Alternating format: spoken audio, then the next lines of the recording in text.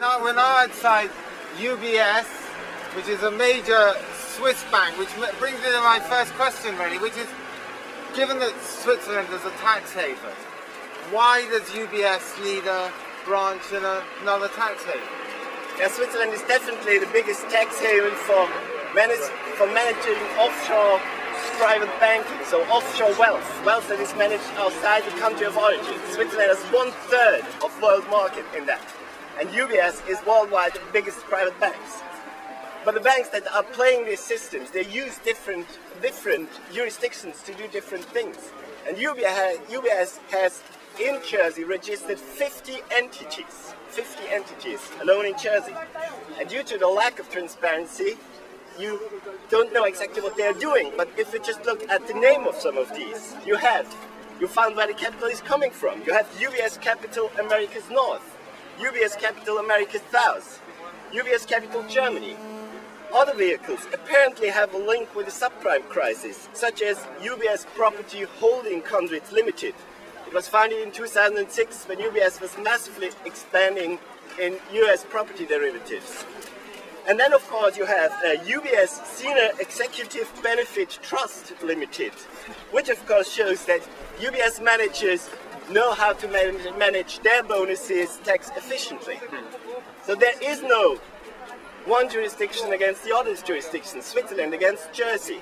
It's really the players, they use the system and they use every possibility they have. 1/4 of bank deposits in Jersey is coming from Switzerland. And the bulk of that are deposits done by banks in the name of clients to circumvent the Swiss withholding tax. So they're using Jersey tax haven facilities to circumvent a regulation that we have in Switzerland. But at the same time, again, 1/4 of offshore private banking done in Switzerland is done by foreign banks, is done by UK banks, by French banks, by German banks. So that is why we really have to go for this system, and that's the reason why we are pressing for automatic information exchange. Well, UBS has been in court recently in the US, and some fairly intriguing revelations came out, including some details about what UBS managers do with their toothpaste. Would you like to give a bit of background on that? Yeah, that is very amazing. As a witness for the US tax fraud, it was a former UBS private banker named Brady Birkenfeld. He was the key witness, and he gave some very detailed insight how UBS private bankers work. And actually, in one case, UBS private banker used to transport diamonds inside the toothpaste to bring the wealth that was stashed in Switzerland previously back to the US for that particular client.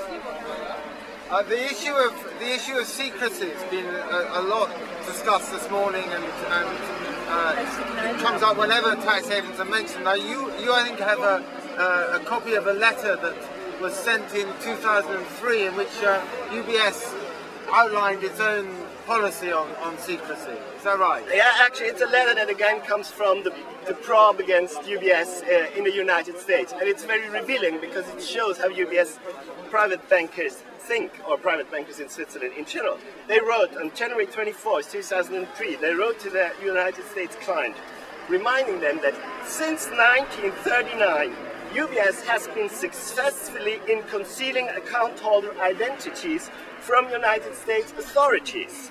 And that even after UBS' presence in the United States recently increased after the purchase of a large United States brokerage firm by UBS, UBS was still dedicated to protect their identities.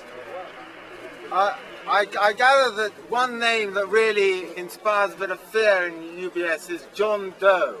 Why would that be?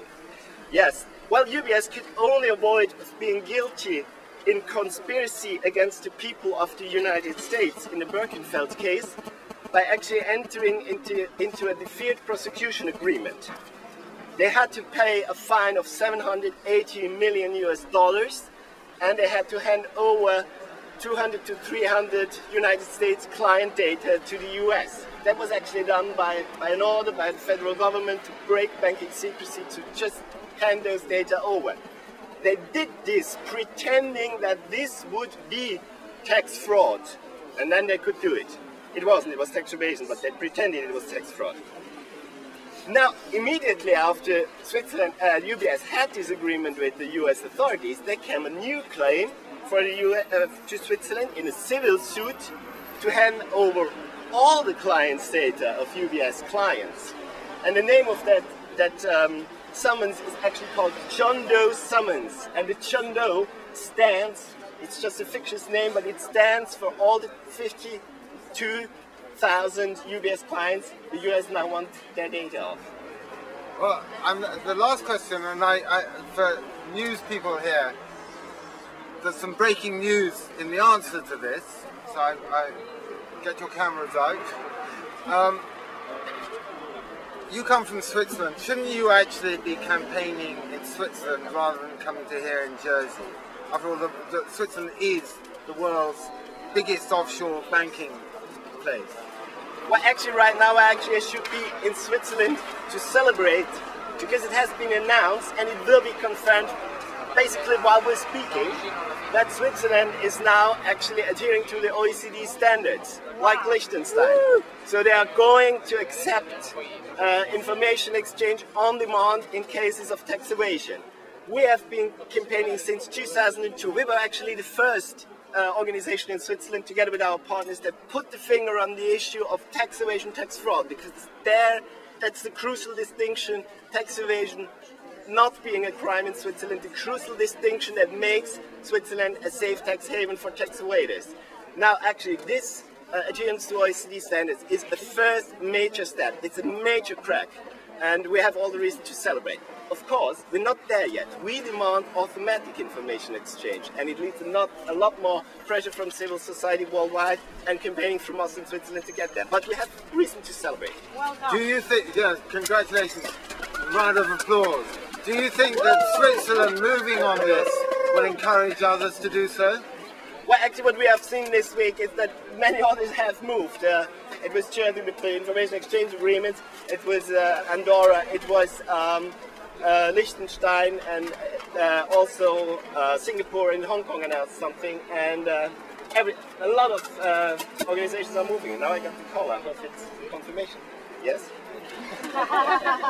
Ja, ich got them later. Ist bestätigt.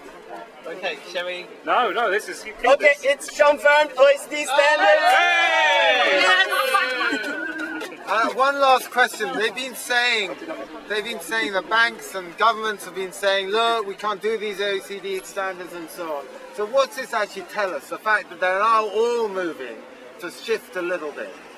What that actually moves, that it needs determination, it needs pressure, and I think the pressure that has built up prior to the G20 meeting with the announcement that there will be a blacklist, that shit scares with authorities, it shit scares with banks. So they had to move, they had to do something. And that they are announcing it right now, one day prior to the finance ministers meeting, that actually means that pressure works.